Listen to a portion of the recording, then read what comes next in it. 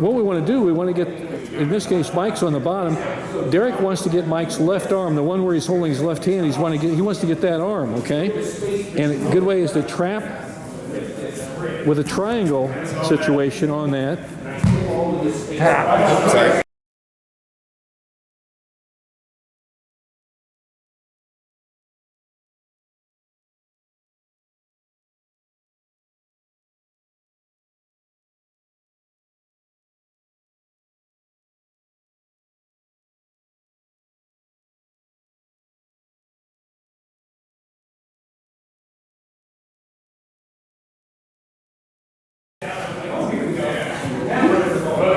So here's the situation. We've got the bottom guy is defending, and the top guy's got the leg press. And what we want to do, we want to get, in this case, Mike's on the bottom. Derek wants to get Mike's left arm, the one where he's holding his left hand. He wants to get that arm, okay? And a good way is to trap with a triangle situation on that. Sorry. And you catch it. And Mike brought in a picture of two catch wrestlers from about 100 years ago doing this. We said, how can we replicate that? Because it looked a bit posed.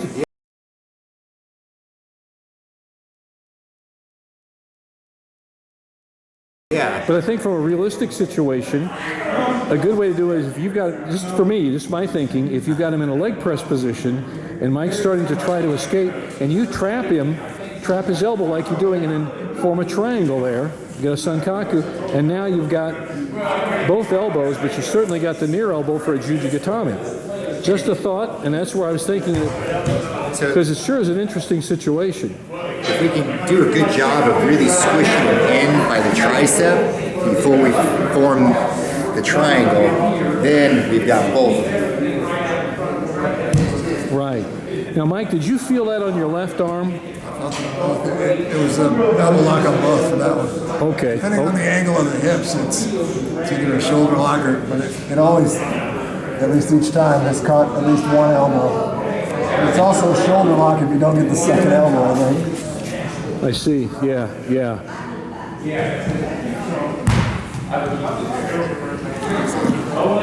Pretty nasty. From do it again one more time from this angle, and I'm going to ask Mike to do it. Okay. So you got the leg press, and he's turning in, he's avoiding, and just go ahead and start trapping his forearm like you've got there. Now form your triangle. Now I think it's also important how you're doing it. I think that the leg that's closest to the head is the leg that kicks over and traps. Yes. I think that adds more pressure. Yeah, I think the problem with doing it this way is I don't think I'm going to get as much bar with it, and I tend to slip off. Good point. Yeah, you don't get as much arm in there. Yeah, you will slip. I agree with that. That's really good. Yeah. And I'm also retaining control over his head by bringing this one up, because I can always roll onto his head. Oh, that's got to not be nice. I mean, that's poor guy on the bottom. I think that might actually work better. Yeah. So if he starts rolling, I'm trapping right here. Yeah. So everybody watching this, what we're doing is Mike came in with this really great photo, and we figured out how to get there from about 100-year-old photo from catch wrestling. Some of you people watching this on YouTube or whatever format you're watching it, you may already know this, but we're having a lot of fun playing around with different variations to see how we can make it happen. And it seemed to me it's the most obvious case where you're going to start from a leg press position like you're doing, Derek. I think you'd have to have pretty great flexibility and maybe really long legs to be able to do it with that leg over the top. Yeah. I think the leg over the head is more for a normal size length of a leg. I mean, a really tall, skinny leg might be able to get it from the other side, like in this case, your right one. Right. But normally the one closest to his head would be the one, I think, come over, because you get a little more bar on there on that elbow. And I can now bar this arm against that, whereas if I'm over here, he can bring it in. Now I'm forced to resort to the bent arm lock, so just ignore the second one and go after this. Yeah, right. This way, I can actually go after both of them now. As well as if I have to come back to the original one, or we start playing with bends. Playing something along that line. But I think if you go back to the way we were doing it, and just getting that triangle on that far elbow, Yep. and then catching basically a double Jujitsu Yeah. really. A Jujitsu and Udehishigi together. Yeah. Can you show one more time? You know, I'm going to ask Mike, because you're the guy that brought the picture in. I'd like to see what your thoughts are. So again, pull in nice and tight, come over, triangle. Yeah, it's a lot of fun working this way. It's like mental, physical chess, like it was Josh Barnett or somebody said that. I don't know who it was, but It was Barnett. Billy Robinson or somebody like that might have said that. I think it's absolutely true. That could have been, I don't know who else it might have been. One of those combat wrestling guys out on the West Coast. Anyway, so Mike, what are your thoughts on this? I mean, that's a... Well, what stood out to me was him giving up the hook on the head, because I rarely want to do that, but it seemed like he was doing that from here, and so I don't know where he gave it up, but from here, I like this lock down here. What I'll do when I'm doing a regular triangle. Oh, that's gotta hurt. Slam down. Oh yeah, that's gotta hurt. And then I can find. Oh my gosh. That was fun. I'm saying this with all meaning in a complimentary way. That's just sadistic. Yeah, That's. I'll even secure it and then just. Let me get a back view. I'm going to get the. You stay where you are. I'm going to just get a different angle of how you're coming in here with doing this. And you're trapping there.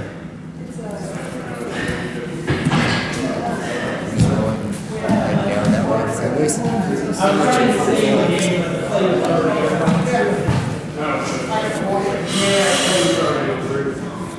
Mike, I think to pry off, your legs are really spot on, but when to pry his arm free, could you do that again with your legs? Form a triangle and just tuck it in like you did. That was really good. Sorry everybody about the background noise. We're really busy in the gym tonight. Now, when he's doing that, just hook both your arms like we would trap an arm. There you go, and I think you might have that problem solved right there, rather than try to pry it out. On the video, on the picture I saw, the guy was finishing it up like this. Yeah, he was posted up. He was hitting up into it. Looks to me like if you can secure the back a little bit better. And I know the photo was showing where he was like on his hand posted up, his hips were off the mat. I think that might have been actually posing a bit to make it look cool. But the more elements you have for controlling him with your body on the mat, your buttocks, I think you've got better control over him.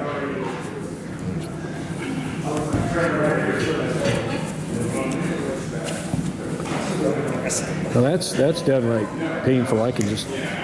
That hurts me doing the video here, you know. And pulling in on the, because usually from the leg press, we're doing a lot of like collapsing of the elbows to try and keep them from going like this and more elongate out so that we can stretch the arms over. And when Mike is pulling that shin in, it's just collapsing your elbow down. You can't get it back out sideways to get your hands back down. Right. It's just collapsing it in no matter what you want to do. Just thinking you can probably see it better if I... Yeah, let's do a little go-gi situation here where you can show the contrast in black and white here on the arms. So once we're through here and catching on the shin, and again, it's easier to get this up here so you can come up and catch, but you'll notice how as soon as you pull in, there goes his wrist, or sorry, his elbows right together. Yeah, that's quite good. We kick that gi out of the way. So we're trying like this, you know, Brian maybe he's doing a really good job of not allowing you to do that. Catch the shin, that collapses it right in there. That saves the move, actually. Yeah. Oh, yeah. That's both those. Yeah. Both those ways have to hurt. I mean, that's yeah. And the nice thing of this, guys, you know, you want to make it realistic, and we are in a realistic situation. The move you showed us looked cool, but how did he get there? That's the point. And this is what we're trying to figure out, how to get there. And I think a realistic point of view is starting from a leg press position. Yeah. Because that's you know, that's what it looked like anyway, you know, that we started. And I think he was just posing a bit to make it look a little more, you know, cooler or whatever. So show it again, and then each of you guys, Mike, you show yours as well, because that's got to hurt.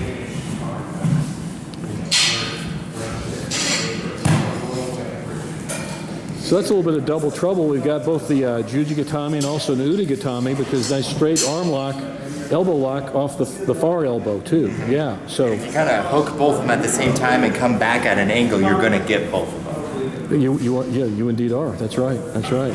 And Mike, what you're doing is you're trapping him and you're working up toward the top end of his head there. And now you've always liked to trap those legs in there, because it's so efficient for you. Look at that, and then you finish. And also that's very weak for him because his arms are at a high angle. They're not square. His shoulders aren't square. You're really controlling his shoulder as well. Your hips are really deep under there, so it's Yeah, the hips are very deep under there. Look at that. compressed in on that triangle. You can control pretty well. And you've got pretty darn good control. Even if you don't have the arm lock yet, you've got good I control. can see where the guy would posture up to. Yeah, the photo, he was posturing up and doing this. Yeah. But for me, yeah, I'll settle down on these hips, push that in. Yeah, we have a more stable base. We have more points on the mat when on our hips, as you guys are doing here, as opposed to coming up just on one hand like that guy was doing in the photo. I think it's a little bit easier too to kind of use all your grips to climb up on the guy rather than try and like. Yeah, because you've got a good stable base to work from. You know, you always want a good stable base wherever you are, whether you're standing or in the ground fighting, and certainly in this case here.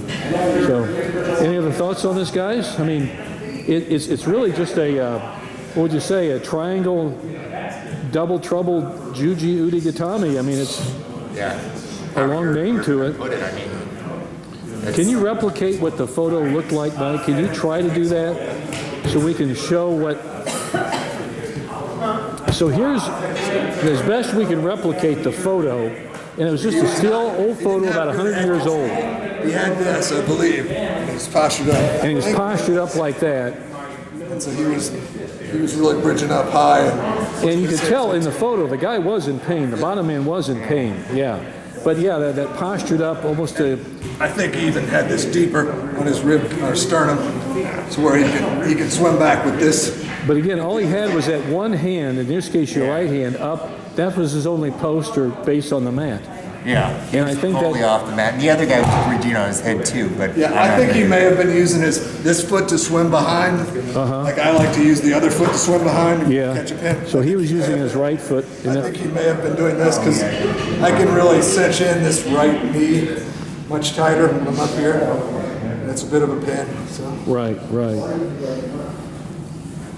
Well, again, if anybody's watching this has any ideas, let us know, because it's a cool move. We like to come up with stuff like this. It keeps our mind. You know, this kind of stuff keeps you up at night. You know, shows you what kind of geeks we are. You know. must replicate it. Yeah. So, any thoughts on that, guys? We'll wrap it up. I think it's a great move, but it just kind of demonstrates again you're not giving up a position until the other guy takes it away from you. Yeah. You know, you're working from your control. Yeah. I would say this is a good move if you've got good control, like you said, you got good control, and you've got him parked there well enough. He's not getting up. Yeah. You know, there's a bit of work on this one in terms of getting your legs in position. But I guess, you know, if you do a little bit of practice, it could be quite automatic response. But still, I think this is one of those moves that you've got to have a good base. And then if nothing else works, you can go to this. It just seems to me it could be a plan B or plan C from some other situation. Sure. You know? I mean, especially the guys being like super, super tight, I could definitely see how this would be. Yeah, like why don't you get him down again? Like you've got him down in a leg press position, and a lot of times, and he's just not giving up. Whatever, yeah. We're trying to dig through here so we can get the far hip and pry out. But if he's doing a good job of keeping his elbows down, that's not coming through. You know, I'm going to be stuck going through here, and there's not as many, arm bar pries, but I can now start working this. Yeah, and that's one of our pries we do work, but now you're adding more to it with that leg, aren't you? Yeah, look at that. like adding an extra third arm. Yeah, it's like adding an extra third arm. It's only has to be your leg. Yeah, yeah. So maybe, you know, like working it more as a grip break or an armbar lever, as we call it. Yeah, it would be just a way to lever it free and just trap it and then lever free. Yeah, yeah. So, okay, guys, a lot of fun. That's how you work through new moves. It's you know, it's thinking caps. Got to put them on. You know, that a lot of fun to do. What keeps us up at night, like I said before. Yeah. All right, thanks, guys.